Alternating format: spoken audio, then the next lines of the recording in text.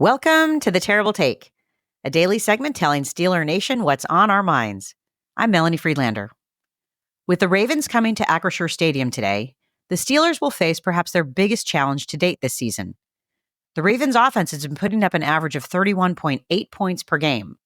Quarterback Lamar Jackson is having yet another MVP-type season and is surrounded by talent in Baltimore's receiving, tight end, and running back groups.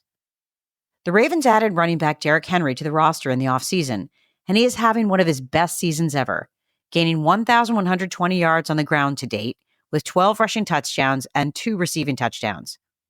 At 30 years old, Henry is showing no signs of slowing down, using his triple threat of size, power, and speed effectively, and he currently ranks second in the league for rushing leaders.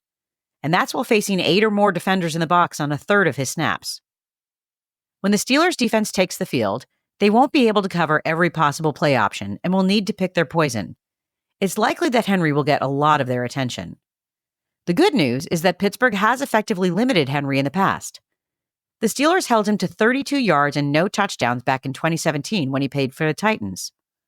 Their second time facing him was 2020, a year that he led the league with over 2,000 yards rushing. But against the Steelers, Henry, the NFL Offensive Player of the Year, rushed for only 75 yards on 20 carries with 1 touchdown.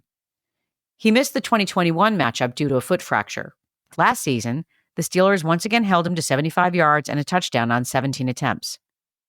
The Steelers' defense know they can't stop Derrick Henry, and they may not totally keep him out of the end zone, but they can slow him down. The key is to stop him before he makes it to the second level. They can't let him reach open field if they want to avoid double and triple explosive plays. A strong attack at the line of scrimmage from the defensive line and aggressive downhill play from the linebackers has held Henry to 4.5 yards per carry or less in prior games and stopped him from breaking free. That recipe can work again, and the Steelers have the personnel to pull it off. Through 10 weeks, this defense ranks 3rd in the league for yards per carry and 4th for rushing yards allowed. The winner of this chapter in the Steelers-Ravens rivalry will emerge as the leader of the AFC North, with a strong shot towards the playoffs. To achieve this, the Steelers' defense will need to repeat their success against Derrick Henry that they have had in the past. It won't be easy, but it's certainly doable. That's my take. You can follow me on Twitter @GirlSurgeon. Check out The Terrible Take every day at 5 p.m. Eastern Time. Follow us on SteelersDepot.com.